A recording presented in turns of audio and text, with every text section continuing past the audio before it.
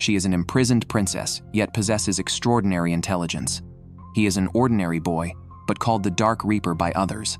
When both get entangled in bizarre and mysterious incidents, can they unravel the tangled threads to restore the original truth? In 1924, Kazuya Kujo, from a military family, arrives to study at St. Marguerite Academy in the European country Sauville Kingdom. His black hair and eyes are considered ominous by classmates, earning him the nickname Dark Reaper and leading to school-wide isolation.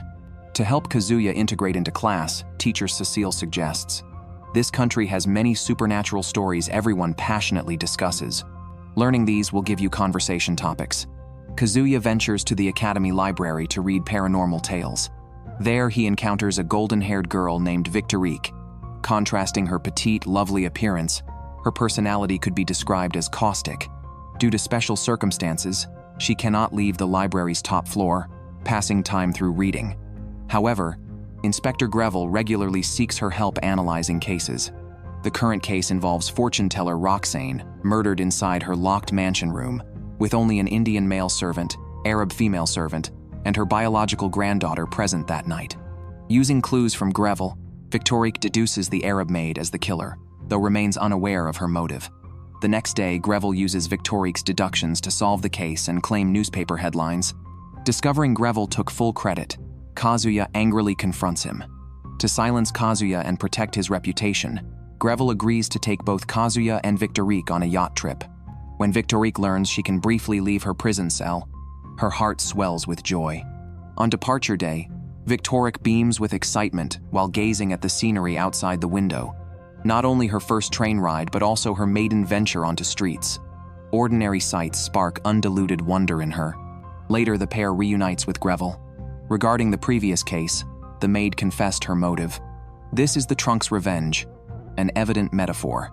Before Victorique deciphers its meaning, Greville gets summoned back to the police station over the maid's escape. Victorique then discovers an invitation addressed to Roxane in the cabin, summoning her to a lavish cruise ship banquet featuring hair as the main course. To uncover Roxane's murder truth, they board the Queen Berry. At dinner with 9 others, their meals get drugged, causing temporary unconsciousness. Upon awakening, the group finds themselves relocated to a locked lounge. The original 11 occupants now number 12. The culprit had infiltrated during their unconsciousness. Kazuya reaches to touch a yacht model nearby. Only now does Kazuya recall supernatural legends about this shipwreck from a decade ago, reappearing during stormy nights to lure living sacrifices. Suddenly, the lounge lights extinguish. When illumination returns, blood-red writings materialize on the walls. The invitation's promised Hare Feast refers to all present attendees as the Hares. This revelation terrifies everyone. One man desperately attempts escape, only to be instantly killed by a trap-mounted crossbow upon opening the door. Others swarm through the open doorway, fleeing to the deck and boarding lifeboats. Amid raging storms, the lifeboats capsize, drowning all 6 occupants. The remaining 5 retreat back, finding the lounge dilapidated and the corpse vanished. Survivors now include Foreign Ministry official Maurice, stage actor Ned, and heiress Julie. Under Victorique's interrogation, Maurice reveals, a decade ago, this ship carried 11 children dubbed Hares from different nations who couldn't communicate. Adults forced them to stay overnight for unknown purposes.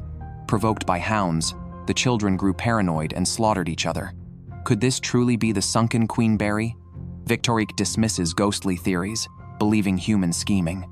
The altered cabin results from entering an adjacent room through force of habit when retreating, while the bloody writings were pre-written by the mastermind and concealed beneath wallpaper.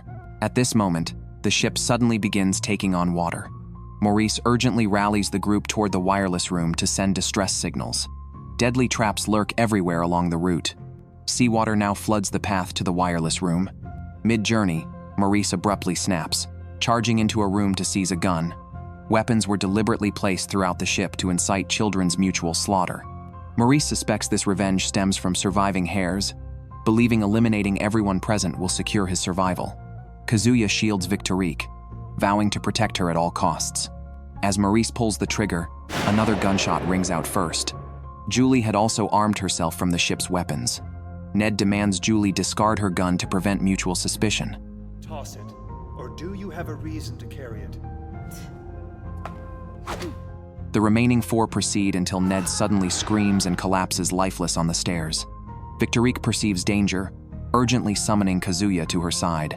At this rate, we'll be killed. She orders everyone to flee and search nearby rooms for weapons. While the trio gropes in darkness, the deceased Ned, wielding a giant axe, enters the room, immediately spotting Victorique. He grabs Victorique. Kazuya rushes over and throws a punch at him. During Ned's momentary unconsciousness, they escape the room. The trio reaches the deck with the wireless room ahead. As they catch their breath, Ned pursues them. Kazuya shoves Victorique into the wireless room for protection, then gets pinned down by Ned and beaten. Kazuya struggles futilely against the physical disparity.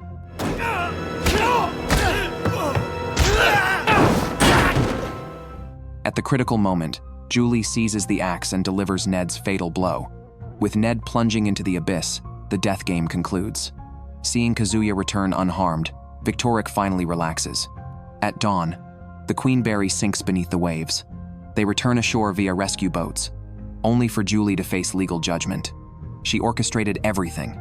Julie wasn't an heiress but a survivor from the decade-old incident. Adults had selected orphans worldwide for the yacht. Ned's faked death triggered their mutual slaughter. During the carnage, Julie bonded with an Arab girl. Upon reaching the end together, they discovered this was adults' death divination ritual. Hares representing nations would kill each other aboard the trunk, symbolizing yacht, with the surviving child's nation prophesied to win the world war. Roxane's precise predictions awarded survivors vast wealth. Julie used the funds to recreate the Queenberry and commenced her decade-delayed revenge. Post-interrogation, police escort Julie away. In the corridor, she reunites with her cherished friend. Cruel fate dictates their vengeance's completion, consigns them to lifelong imprisonment. Meanwhile, Kazuya and his companion return to school. Only now does he learn Greville is actually Victorique's half-brother from different mothers. Though their father holds the powerful position of Marquis, Victorique has been imprisoned since childhood due to her mother being deemed dangerous. She cannot leave freely without her father's permission. Therefore, Kazuya makes a promise with Victorique to venture out together again next time. We'll go outside again soon, just the two of us. That's a promise. This boy's Grim Reaper aura rivals Conan's reputation. While Conan has the roller coaster murder case, Kazuya faces the headless motorcycle incident, except Conan solves crimes as a detective, whereas Kazuya gets wrongfully arrested as a scapegoat. To clear his name, he requests Victorique's deduction. Using clues from Greville and the wire found at the scene, she deduces someone pre-strung wires along the motorcyclist's path, exploiting high-speed travel to create an alibi-assisted assassination. Regarding the culprit's identity, she identifies them as a golden-haired girl with wire-related finger injuries. Though Kazuya clears suspicion, these consecutive deaths cement his Dark Reaper moniker among students. As he agonizes over this, Cecile introduces transfer student Avril, granddaughter of a famed explorer, who instantly takes interest in Kazuya and insists he tour the campus with her. Kazuya grows uneasy, noticing Avril shares both golden hair and hand injuries matching the motorcycle killer's profile. Cecile suddenly appears, requesting help with funeral preparations following a school death. When Kazuya opens the tomb door, a knight's corpse tumbles out, terrifying everyone and making Cecile faint. Only Avril remains unnervingly calm, secretly entering the tomb to retrieve a book from the floor. Shortly after the police arrive at the scene, Greville's investigation identifies the deceased as Maxim, a former student of the academy who used to return every spring, stay temporarily, and then leave, but he had been missing for 8 years. Greville further discovers that the tomb was last opened 8 years ago, when a female student named Mill died of illness. Victorique integrates all clues but notices a critical missing piece, instructing 2 people to check whether a corpse is missing from the tomb. Their investigation confirms one body is indeed missing, completing the puzzle. Victorique concludes that Maxim's killer was Milla herself. Knowing her illness was fatal, Mill drugged Maxim, dressed him in night attire, used stolen keys to open the tomb, swapped his unconscious body with a corpse, and then passed away. After awakening trapped in the tomb, Maxim eventually perished alongside her underground. Though the desiccated night case is solved, Kazuya does not leave immediately. Having seen Avril visiting the library on his way back and recalling her suspicious behavior, he cannot help but feel doubts. According to Victorique's speculation, Avril came specifically to hide books. Guided by Victorique's reasoning, the two locate the book that had been removed from the tomb, containing a postcard sent by Avril's grandfather. Victorique instantly recognizes the postcard's uniqueness but refrains from telling Kazuya. Shortly after Kazuya leaves the library, he encounters a troubled Greville. Following the desiccated Knight case, the notorious European phantom thief Quiran has infiltrated the village. Though the original thief vanished years ago, a second-generation successor recently emerged. After sharing this information, Greville departs to investigate. While walking past the school's old warehouse, Kazuya is suddenly knocked unconscious. Upon awakening in the infirmary, he finds the book he carried has disappeared. Kazuya suspects Avril's involvement, but she claims the warehouse is haunted and probes him about the Golden Fairy legend in the library, learning of Victorique's existence. That evening, while Kazuya searches the warehouse for the book with teacher Cecile, ethereal cries for help emerge from its depths, startling them both. Meanwhile, Avril visits the library's top floor but finds no sign of Victorique. When Kazuya arrives, she hastily excuses herself. After Avril's departure, Victorique appears before Kazuya. Hearing his account, Victorique identifies Avril as the second-generation phantom thief. The original thief vanished 8 years ago, aligning with Maxim's death timeline, having returned each spring to hide stolen goods, though his final book remained unsecured before being trapped in the tomb. Now Avril seeks this same book. Regarding the warehouse ghost, Victorique suspects it to be the real Avril. Later, Kazuya and Greville rescue a bound blonde girl from the warehouse's underground storage, confirmed as the true Avril. Meanwhile, the imposter Quiran, disguised as Avril, searches the library's top floor for Victorique. When confronted by Kazuya, Quiran abandons her disguise, revealing her true target is not the book but the postcard inside. The postcard stamp holds immense value due to being the earliest issued batch with printing errors. Quiran throttles Kazuya, demanding the stamp's location, then pushes him down the stairs when he refuses. As Quiran grows impatient, Victorique suddenly appears above her. Get away from him! That boy is mine! Ah! After resolving the Quiran incident, Avril inherits her grandfather's sole legacy and becomes friends with Kazuya. That day, a notice was published in the newspaper summoning descendants of the Grey Wolves to return to the village for the summer solstice festival, accompanied by a simplified map. When Victorique saw the newspaper, she stumbled and fell in her excitement. Observing her repeatedly rubbing her forehead, Kazuya deduced she was extremely sensitive to pain and playfully flicked her forehead. I didn't know you were that kind of man. As of this moment, you and I are over! What, are you serious? After being ignored by Victorique, Kazuya left in frustration. By evening, he regretted his actions and went to apologize, only to discover Victorique sneaking out. Noticing her swollen face, Kazuya initially assumed she had a toothache and tried taking her to a dentist, but they inexplicably ended up boarding a train heading straight to the Grey Wolves village. Due to an approaching storm that night, they took shelter at a nearby inn. When wolf howls echoed outside, Kazuya rushed into the corridor and encountered Victorique, who remained resentful about the earlier incident and refused to reveal her true purpose for visiting the village. Only after seeing Kazuya's genuine concern did Victorique explain she came to prove someone's innocence, her mother Cordelia, who had worked as a maid in the Grey Wolves village.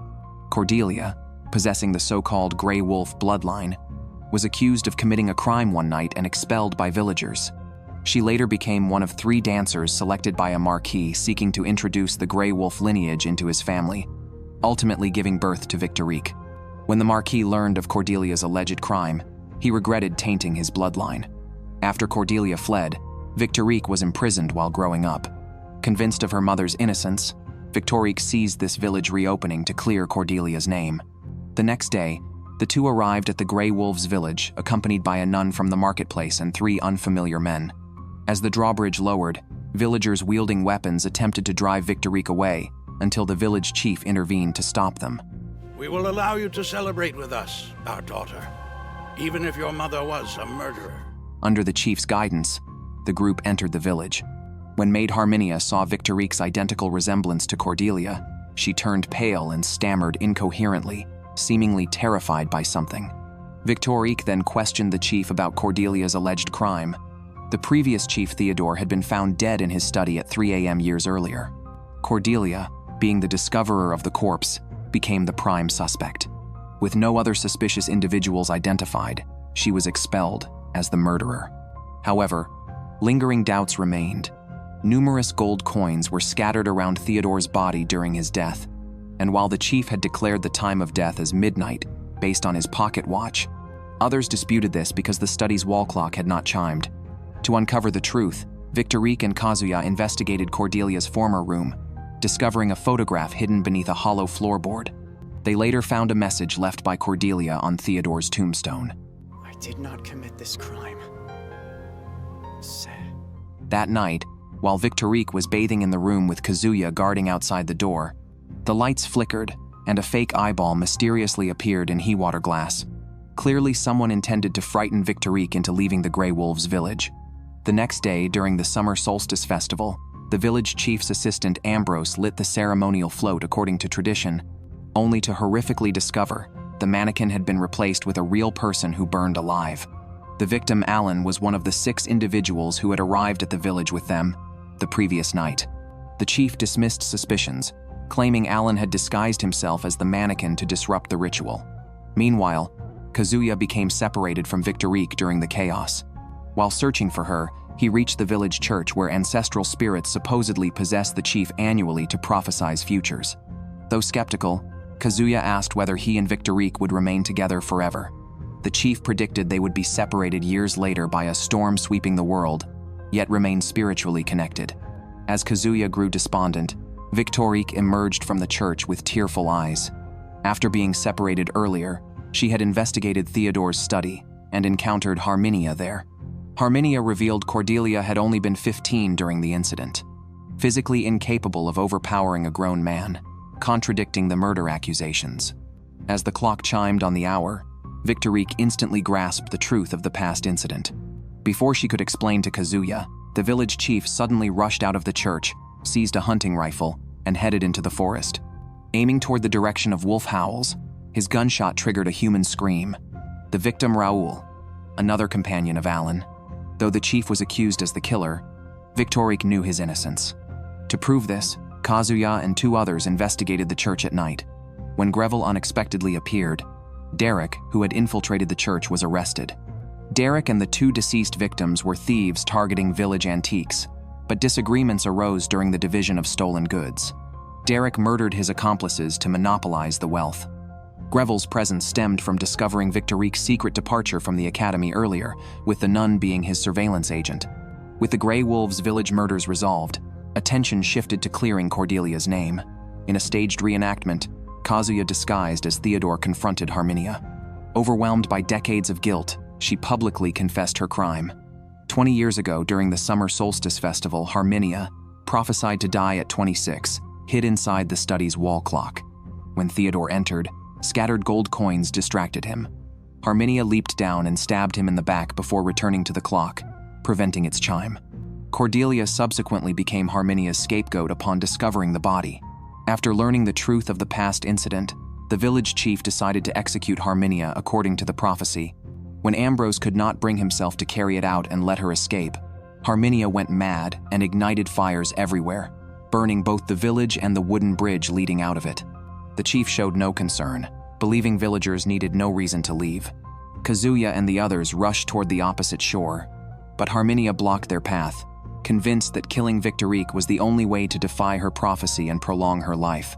To protect Victorique, Kazuya fought fiercely against Harminia, accumulating more wounds until Ambrose seized the weapon at the critical moment. I finally managed to make up with you. I wouldn't be able to stand being apart from you again.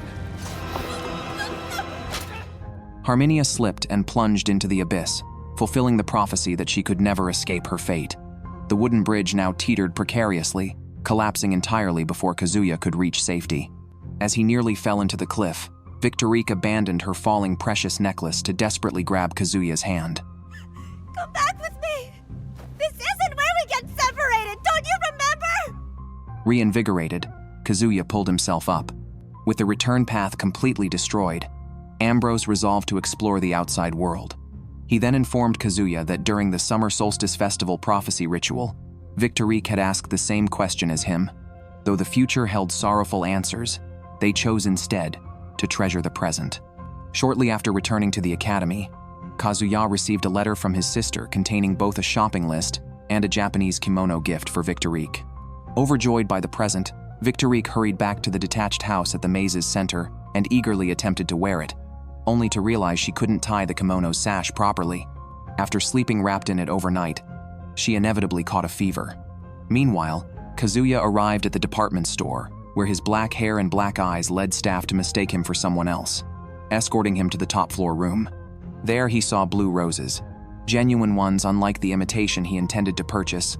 Though unaware of their authenticity, he was chased out by the owner.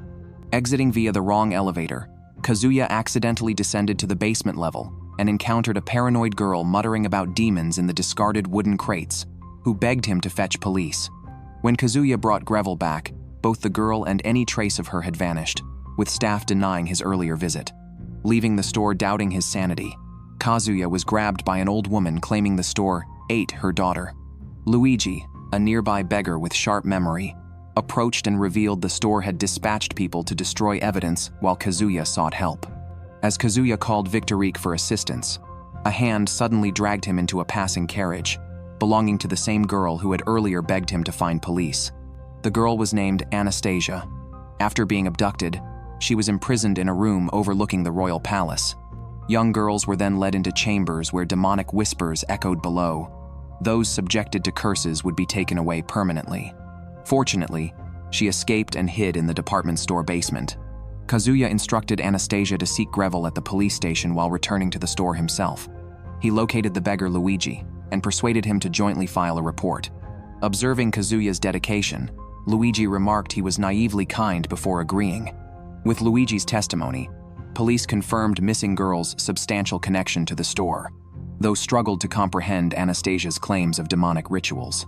Greville directed Kazuya to consult Victorique instead, avoiding personal involvement due to her habit of demanding favors. Meanwhile, Victorique had already deduced Kazuya's predicament. After hearing the summary, she explained that blue rose replicas were glass and would shatter upon impact, meaning the intact one Kazuya saw must be the stolen royal artifact. Thus, the store likely operated an underground smuggling ring. The police subsequently raided the store. The police discovered the hidden space behind fitting rooms, which the owner dismissed as mere storage. But does his denial truly leave authorities powerless? At that moment, the police stealthily pressed handprints onto the glass using palms coated with phosphorescent powder.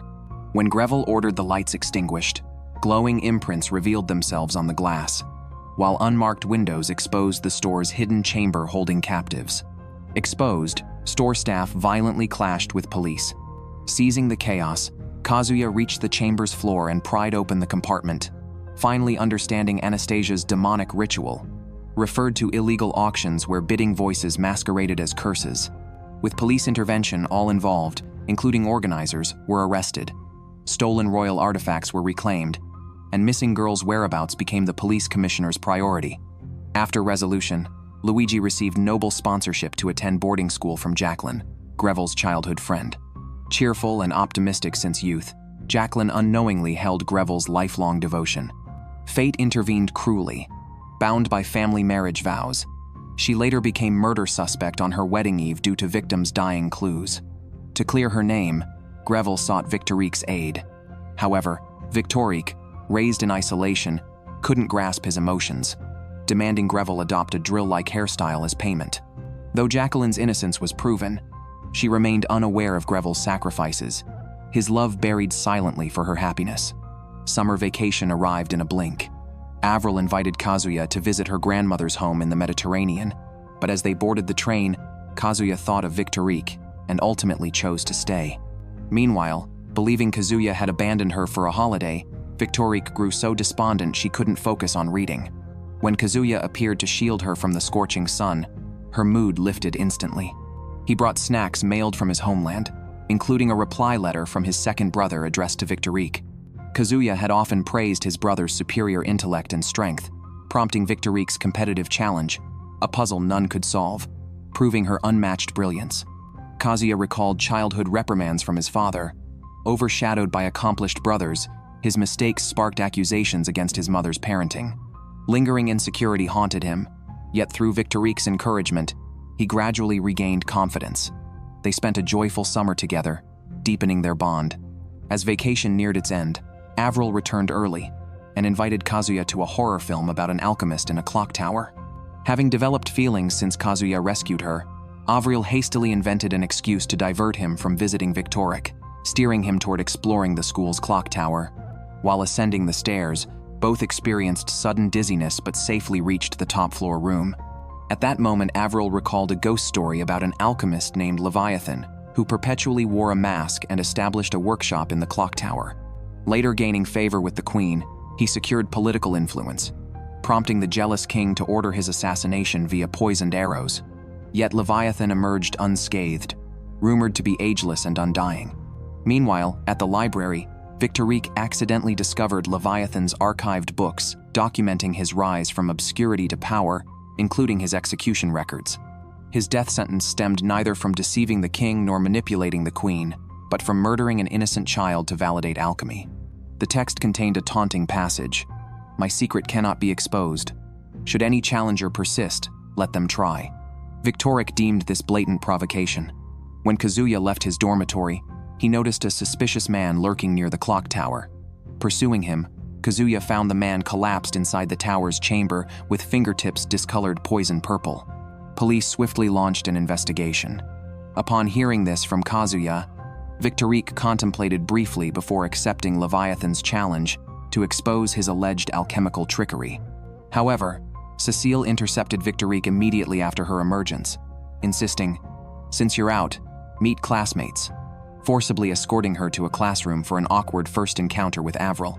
The meeting turned hostile when Kazuya, unaware of context, demanded Victorique apologize first, deepening her resentment. Their teacher then revealed the clock tower's dark history. Since the century's start, multiple outsiders had perished there, all victims of fingertip poisoning. For this purpose, Kazuya and Avril visited the village cemetery seeking information. An elderly man told them he had witnessed a ghost here during his youth, footsteps audible yet the figure invisible, leaving only footprints imprinted on the ground. Additionally, he revealed that Africans once resided locally until an epidemic wiped them out overnight. Meanwhile, during her clock tower investigation, Victorique encountered the magician Brian inside the chamber. He displayed intimate knowledge of her identity while she apparently recognized his true nature, creating tense hostility between them until maintenance workers arrived, easing the confrontation. Later at the academy, Kazuya relayed gathered information to Victorique. Avril firmly believed Leviathan's ghost caused the incidents, trusting his alchemy unquestioningly. To dismantle Avril's delusions, Victorique replicated Leviathan's signature feat, transforming white roses blue. The trick involved concealing cotton soaked in blue ink within one's palm, allowing stems to absorb dye through incisions. With all puzzle pieces assembled, Victorique resolved to unveil historical truths and shatter the illusions of Leviathan's alchemical fraud. The man claimed to be an alchemist. By wielding the power to transmute stones into gold, he ascended to the pinnacle of authority. Yet his so-called alchemy was ultimately a century-spanning fraud. Following the clues, Victorique led everyone in unraveling the truth step by step. In 1873, the African gold rush swept the globe. The Saville Kingdom utilized its African colonies to transport vast quantities of gold back to its homeland, afterwards silencing all Africans involved in the operation. Only Leviathan survived, escaping the mass grave at night, the origin of the cemetery ghost. The following year, the emperor suddenly died from illness, leaving the gold's whereabouts unknown with Leviathan as the sole witness.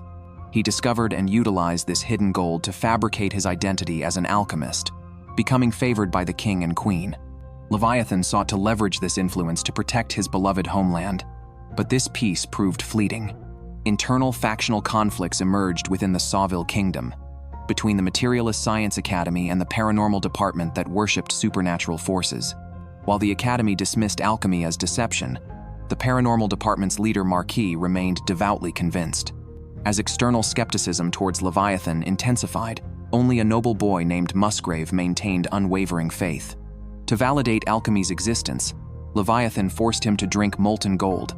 After committing this atrocity, Leviathan faced siege by royal forces until Marquis intervened, offering protection in exchange for Leviathan creating weapons to ensure victory in the impending world war.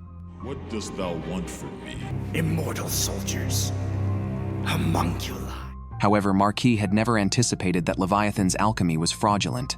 During the clock tower's construction, its structure had been deliberately angled to conceal a gold-storing hidden chamber, explaining why Kazuya and Avril experienced dizziness upon arrival.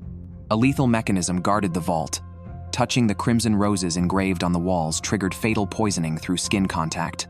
As the secret chamber's doors creaked open, Leviathan's corpse alongside mountainous piles of gold materialized before the crowd, conclusively exposing the century-long deception. Yet Victorique withheld one detail: Leviathan's final words to Marquis before death. If it's power thou desires, then thou needst to sire a child with a woman who possesses such powers. It could be said that all misfortunes in Victorique's life stemmed from Leviathan's final words. Do you think a day will come when you won't be able to find me? Don't worry about that, because nothing in this world will ever be able to stop me from finding you. Autumn arrived swiftly. Kazuya visited the library as usual, but found Victorique absent. Upon inquiry, Cecile revealed Marquis' subordinates had transferred her to a convent called Beelzebub's Skull the previous night. Since parting with Kazuya, Victorique had refused all food and water. Fearing for his sister's life, Greville entrusted Kazuya with an invitation. The convent would host a magical light show, and invitation holders could infiltrate to rescue her. Kazuya packed and headed for the convent. Simultaneously, magician Brian boarded a train toward the same destination.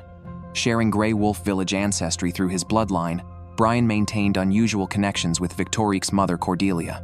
His objective was retrieving a secret relic box previously taken from Nameless Village. Upon arrival, Kazuya observed the convent situated in lowlands protected by a massive dam preventing seawater intrusion. After passing ticket inspection, he received enthusiastic greetings from light show hostesses. Spotting Victorique in the crowd, Kazuya pursued when she turned away, unrecognizing him, chasing until reaching the building's highest level, where he finally located her. Just as Kazuya attempted explaining his delayed arrival, No excuses! Hey, I still found you, didn't I? however, the person Kazuya had encountered earlier was not Victorique but her mother Cordelia. Though Cordelia had long departed, she never stopped worrying about her daughter. She once vowed to rush to Victorique's aid whenever danger arose, regardless of time or place. Yet Marquis, her father, had brought Victorique here precisely to lure out Cordelia. During their wait for the return train, Kazuya and the others passed through a secluded area and witnessed a man sneaking out of a room, Hunt, whom Kazuya had met on the train. Though ostensibly a clock merchant, Hunt was actually a science department spy. He had followed Kazuya and the others to watch the magic performances, articulately explaining key techniques.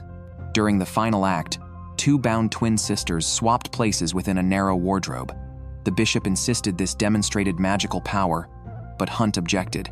Determined to expose the trick, he entered the wardrobe, only to be found stabbed to death when the doors reopened. Hallucinogenic smoke then began spreading through the chamber. Kazuya suspected Brian's involvement, but upon pursuit encountered Cordelia instead. She handed Kazuya a ring and entrusted him with a message for her daughter. Elsewhere, Victorique confronted Brian, who openly disclosed his purpose.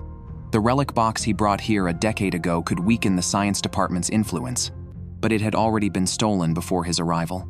When Victorique pressed for updates about her mother, Brian departed without another word. At that moment, the bombs installed in the dam detonated, triggering seawater flooding into the convent. The crowd stampeded toward the trains, yet Victorique refused to move. Uncertain of her purpose for existence, she lacked motivation to survive. Kazuya forcibly carried her, declaring solutions could wait until later.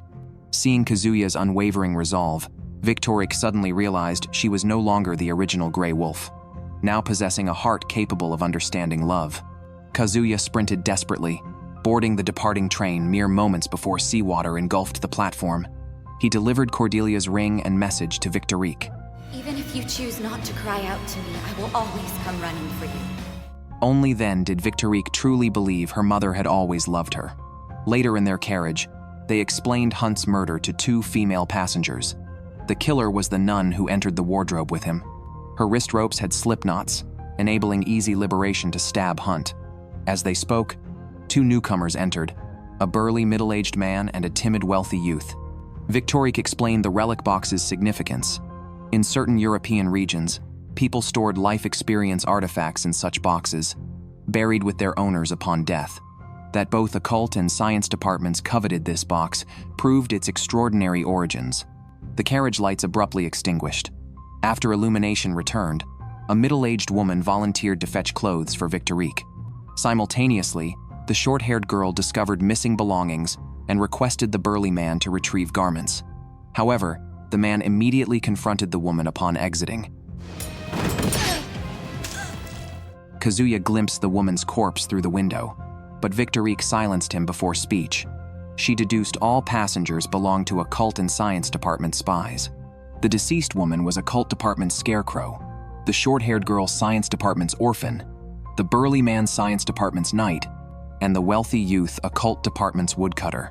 After changing clothes, they proceeded to the dining car with 3 others. During gameplay, Woodcutter poisoned Orphan. Witnessing his ally's demise, Knight attempted to execute Woodcutter but was fatally shot instead. Damn ministry dog! The box is mine! I will not give it up! Clutching the box, Orphan staggered toward the locomotive. Knight warned remaining passengers against movement. Failure to report would trigger external collaborators to detonate bombs and derail the train, killing all aboard. Kazuya refused to wait passively for death, guiding Victorique across train rooftops in pursuit. Though Knight gave chase, bridge abutments knocked him off the train. Reaching the locomotive, they confronted Orphan, who still resisted surrendering the box, though poison left her moments from death. Securing the relic, Kazuya and Victorique raced to defuse bombs. With only 1 bullet remaining, failure meant certain annihilation. Together! The two ultimately succeeded in preventing the bomb detonation. Once the train came to a halt as its fuel depleted, Victorique opened the relic box containing its owner's life evidence. The intense rivalry between both factions stemmed from the box belonging to Roger, head of the science department. Public exposure of his Grey Wolf lineage from occult legends would undermine the science department's authority. Victorique remained indifferent to such matters, entrusting the box to Woodcutter for mission completion. His sister remained hostage by the occult department, requiring the relic for her ransom. However, Victorique had secretly retained the most crucial portion hidden within. The girl was originally merely a dancer, yet Marquis became obsessed with her due to her ancient Grey Wolf lineage. He forcibly claimed her to bear his offspring. To Marquis, this daughter wasn't his blood descendant but a tool to secure victory in the World War. Later, Cordelia was imprisoned in an asylum until Brian's assistance enabled her escape. To avoid Marquis' detection, she hid inside chess puppets, traveling with Brian for magic performances.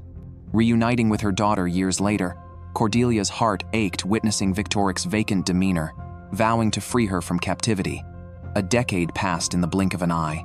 As Christmas approached again, Marquis prepared to stage the tragic play of Queen Coco Rose. Sensing malicious intent, Cordelia resolved to journey to the capital with Brian. Meanwhile, Kazuya selected a gold coin necklace in town as Victorique's Christmas gift, hoping it would maintain her spiritual bond with her mother, replacing the original pendant. A sudden gust of wind revived Kazuya's memory of the Grey Wolf village chief's ominous prophecy. His foreboding materialized when Greville abducted Victorique under Marquis' orders to solve the Coco Rose cold case. Kazuya encountered Cecile on the streets, learning about Victorique's capture. He desperately rushed into the theater's underground depths, only to be coldly dismissed by Victorique, fearing his involvement. Victorique then entered a chamber plastered with case materials. Marquis had long suspected the king as the murderer, but lacked evidence. He required Victorique's deductions to expose the monarch's weakness, thereby consolidating greater power for himself. Coco Rose arrived from France in 1887 with her maid to wed into royalty. After experiencing difficult childbirth in 1900, she relocated outside the palace grounds. By 1914, on the eve of the Great War, French emissaries visited only to discover Coco Rose's headless corpse. Though the king had been the sole visitor to her chamber, his alibi became indisputable when Coco Rose's severed head simultaneously appeared and exploded at a suburban villa. Victorique attempted to deduce the king's methodology but found herself hindered by incomplete evidence fragments. As Marquis lost patience witnessing her struggles, he resolved to force extreme measures compelling Victorique's deductions. Meanwhile, Kazuya learned from Greville that failure to solve the case would result in Victorique's permanent confinement. Determined to prevent separation, Kazuya volunteered to investigate clues. At the Opera House, he observed a portrait mistakenly identified as Coco Rose. Theater staff revealed it depicted Nicole LaRue, a doppelganger actress who vanished in 1900. Kazuya's intuition linked Nicole to the cold case. Further inquiries uncovered Nicole's participation in a secretary recruitment requiring specific blonde-haired, blue-eyed candidates with regulated foot measurements. A bakery owner, Nicole's fan, disclosed her supposed death date on the tombstone coincided with Coco Rose's palace departure year. Yet contradictory accounts claimed Nicole was sighted alive post-1900. As Kazuya pursued deeper investigation, Brian intercepted him roadside, guiding the youth to Opera House catacombs where a door opened, permitting Victorique's rescue attempt. Meanwhile, in the chamber, another Brian rescued Victorique, disappearing with a smoke bomb upon Kazuya's arrival. Despite Victorique's resistance to his involvement, she acquiesced to joint investigation under Kazuya's persistence. Receiving clues from Kazuya, Victorique demanded excavation of Nicole LaRue's tomb. The coffin contained a decapitated corpse, the head decomposed while the embalmed body remained preserved. A suicide note pinned to Coco Rose's brooch completed their evidence. Returning to the Opera House, Victorique commenced her deduction. Public knowledge positioned Coco Rose's death in 1914, yet her actual demise occurred in 1900. The perpetrator recruited Nicole LaRue as royal substitute through fake secretary recruitment, maintaining the deception until 1914, when approaching French envoys necessitated Nicole's murder and head removal. The exploded suburban villa head belonged to embalmed Coco Rose herself, detonation preventing corpse age identification. Nicole's head paired with Coco's body occupied Nicole's grave, while Coco's tomb held Nicole's body with Coco's head. Victorique concluded direct evidence vanished over time, though she recognized the king's massive crown as Nicole's skull transportation method. The suicide note revealed Coco Rose's affair with African alchemist Leviathan, producing illegitimate offspring. Discovering this post-childbirth, the king murdered Coco Rose, with science department leader Roger orchestrating subsequent cover-ups. Notably missing were Coco's maid and bastard child, the maid bearing striking resemblance to her mistress. Victorique speculated Coco swapped identities with her maid before death, theory corroborated by their earlier encounter with a mother-child pair on the carriage.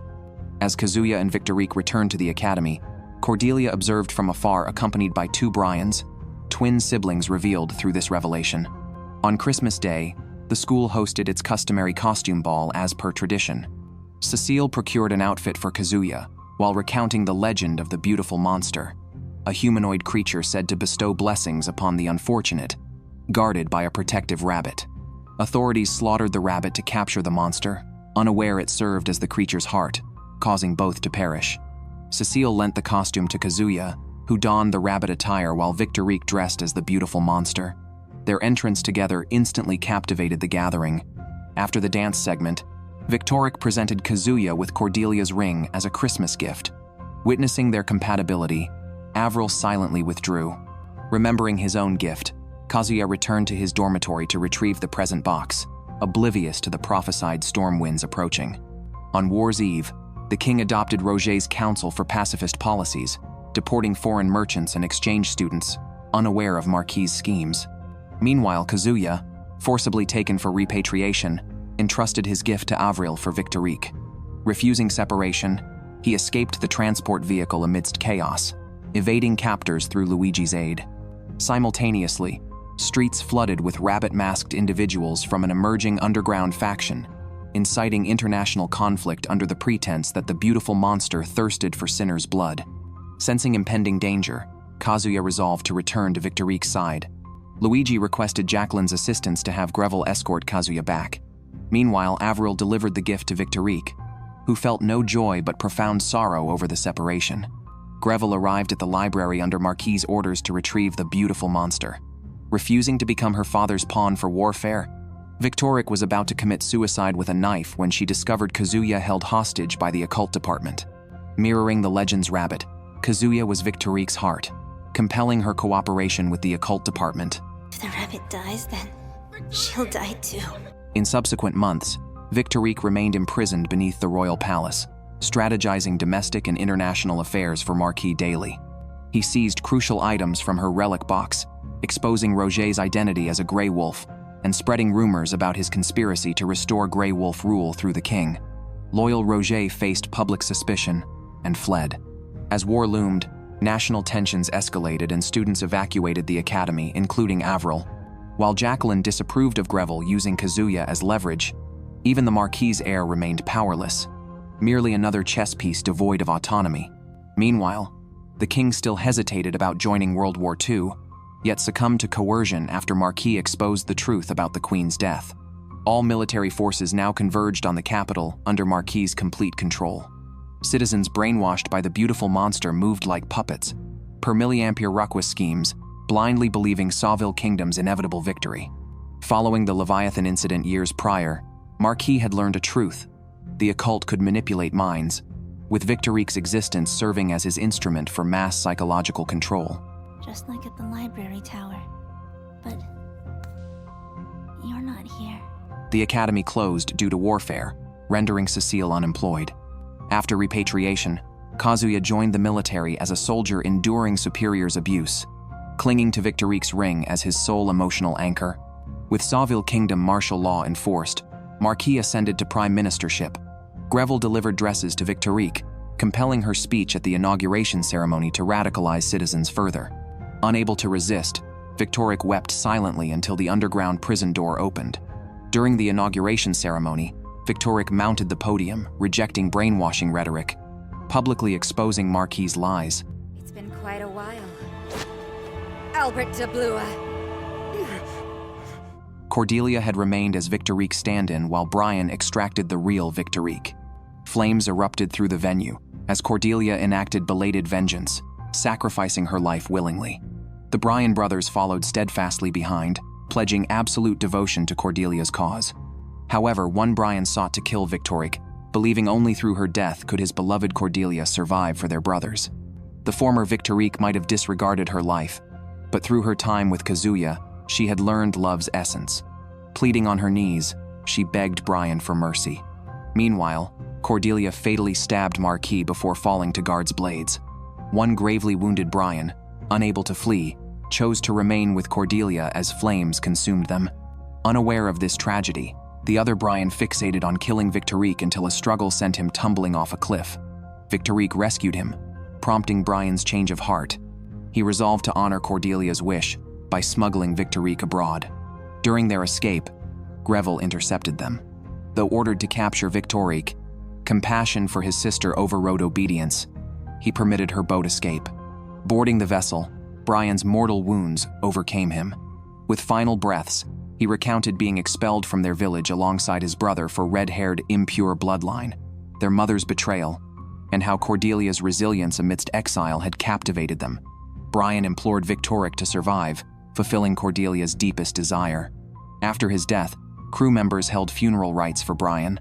Meanwhile, Marquis' death drove the cowardly king to the brink of collapse, while Victorique became a wanted fugitive.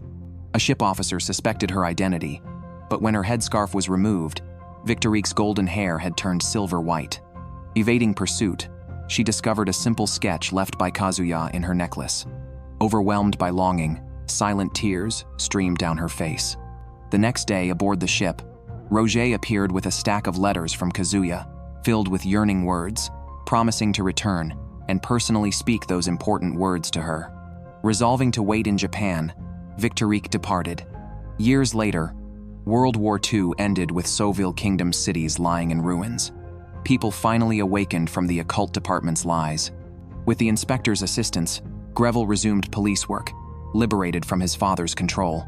Avril inherited her grandfather's legacy as an adventurer. Roger returned to the palace, revealing Coco Rose's survival to the king, yet refused to stay. Kazuya eventually returned to Japan, reuniting with Victorique after 5 years apart. This time, they would never separate. All matters settled. Those legendary supernatural tales that once controlled minds became buried in history's flow. Here concludes Gossip. This mystery series masterfully intertwines criminal cases with supernatural folklore through intricately connected plot lines, creating an exceptionally brilliant narrative that enthusiasts of the genre should not miss.